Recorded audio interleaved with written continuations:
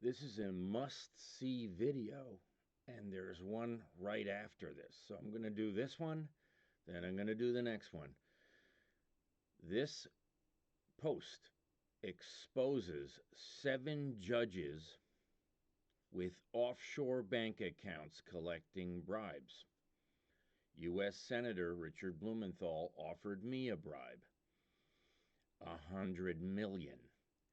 These guys are sending a $500,000 for this and that.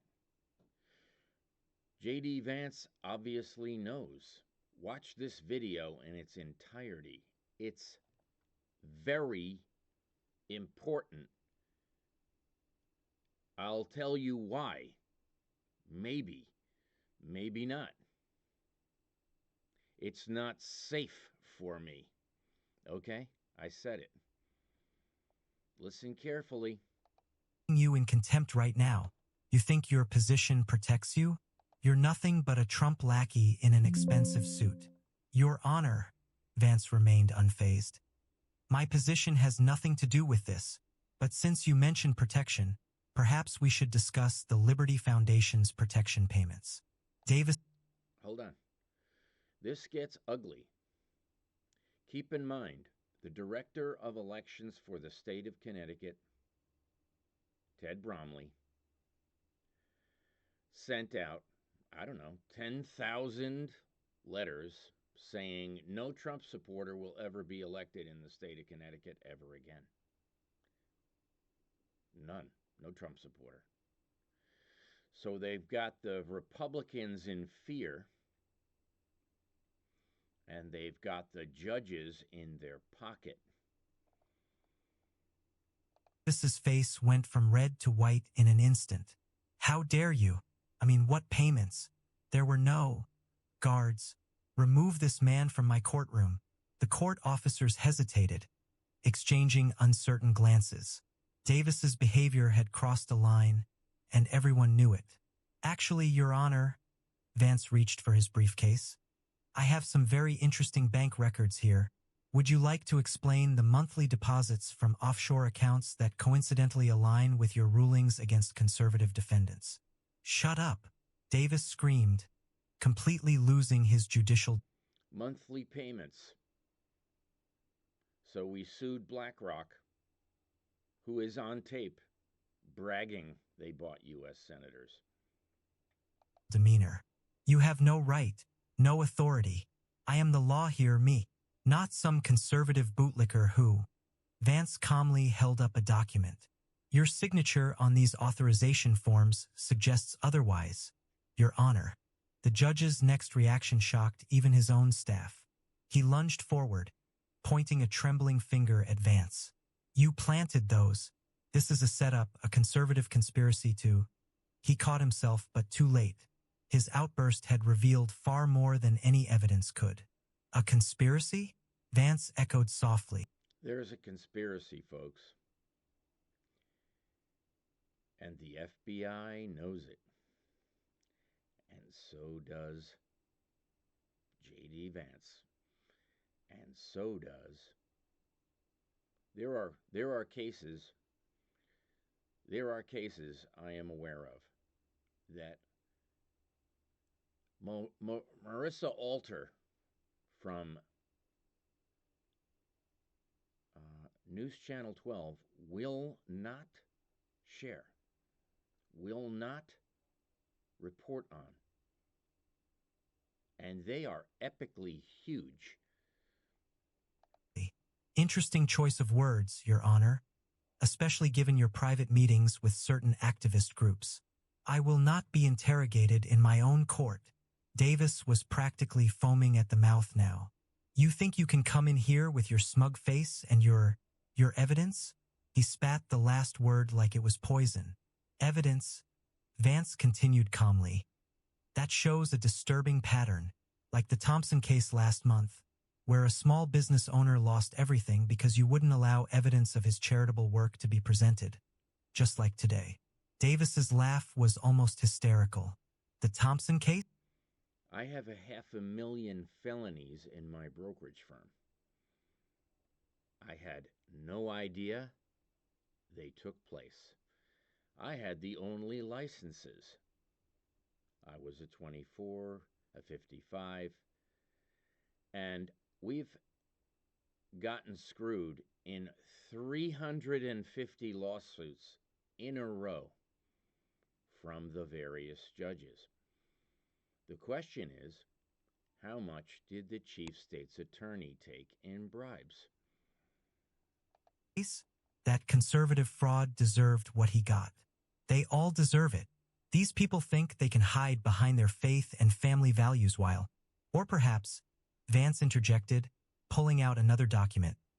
We should discuss the Wilson hearing, where you mysteriously sealed all records just hours after meeting with representatives from the Liberty Foundation. 200 of my cases are missing. The judge's face twitched violently. How do you know about? He stopped abruptly, realizing his slip. Know about what, Your Honor? The meeting? Or the $100,000 that appeared in your offshore account the next day? The gallery erupted. What's up with Offshore Annie? In murmurs. Davis slammed his gavel repeatedly, but each strike seemed more desperate than the last.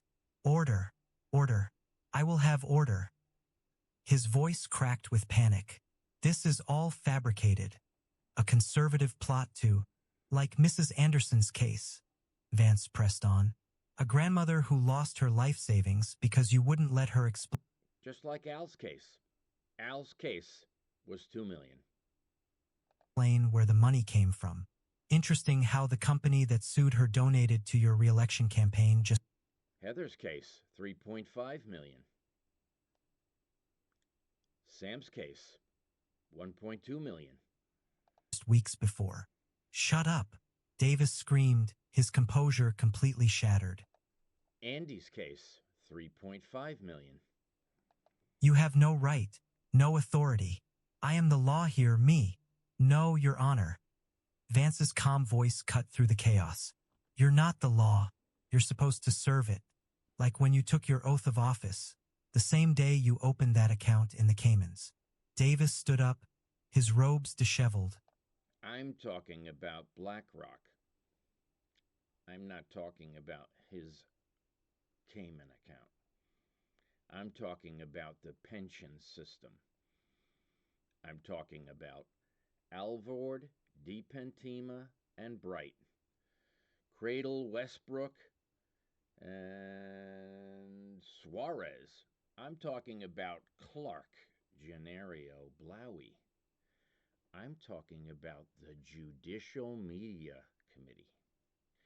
I am talking about the Connecticut Judicial Media Committee. Bellis.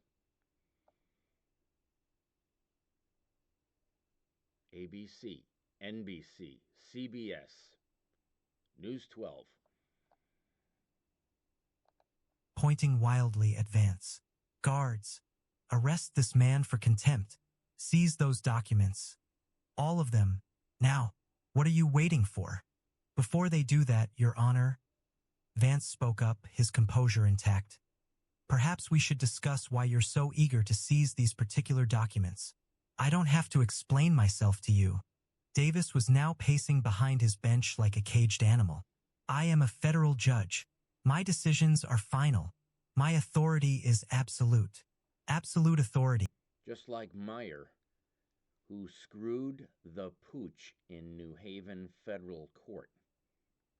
Just like the guy in Bridgeport and the guy in Hartford. Vance replied thoughtfully. Seems to be a recurring theme with you, Your Honor. Just like in the Williams case last week, where you ordered all evidence of your private meeting sealed. Davis froze mid-stride. How did you... Those records were supposed to be... He caught himself again, but the damage was done. Supposed to be what, Your Honor? Destroyed? Like the records from the Liberty Foundation meetings. Enough! Davis roared, his face contorted with fury. You self-righteous conservatives think you can come into my courtroom and expose. He stopped abruptly, realizing what he'd almost revealed. Expose what, exactly? Vance pressed, his voice steady.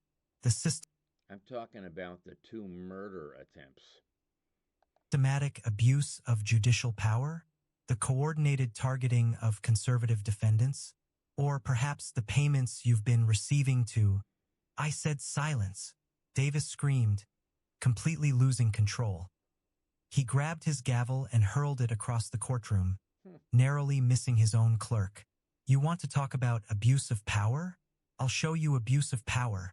Officers, I want this man in handcuffs now, and anyone who refuses my order will be joining him in jail. The courtroom had become eerily silent. Even the judge's heavy breathing seemed amplified in the tense atmosphere.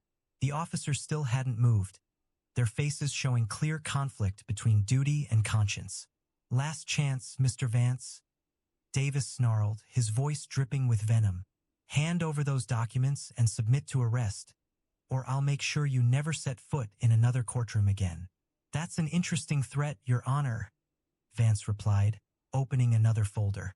Almost identical to what you told Sarah Mitchell before dismissing her discrimination case, right after your meeting with CEO James Peterson. Davis's face went ghostly pale. What? How did you, Peterson? Vance continued calmly. The same Peterson who deposited $500,000 into your Cayman account. The same Peterson who hosted that private yacht meeting last month.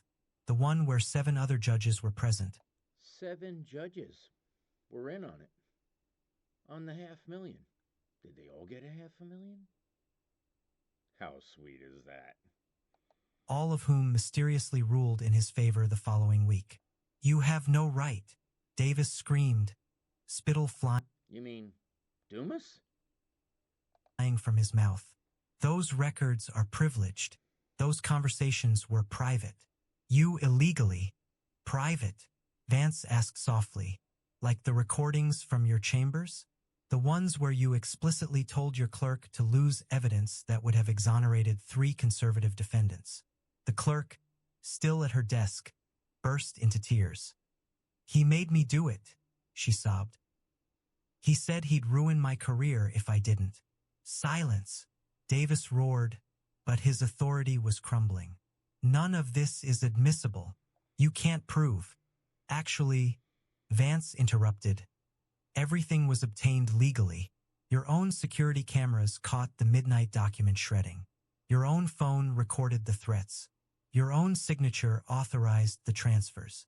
Davis lunged forward, reaching desperately across his bench toward Vance's evidence folder. Give me those files. I order you to. Order denied. A new voice came from the back of the courtroom. Everyone turned. Order denied. You know, they don't know anything about me. To see a team of FBI agents making their way down the center aisle. This court is now under federal investigation, the lead agent announced, his badge glinting under the courtroom lights. Judge Marshall Davis, stay where you are. You can't do this, Davis shrieked, backing away from his bench. I have immunity. I have connections. Do you know who I am? Oh, we know exactly who you are, Your Honor, the agent replied, including your recent meetings with the Liberty Foundation, your offshore accounts, and your coordinated efforts to target conservative defendants. Davis's eyes darted wildly around the courtroom, looking for escape. This is all a setup, a conservative plot to... A plot, Vance interjected quietly. The only plot here was your systematic abuse of power, Your Honor. And it goes downhill from there, folks. Watch the video. The next one's part of it, and there are many to come. There are many to come. Too numerous to count. So please figure out, well, this is one breadcrumb. There will be more, and I hope you follow.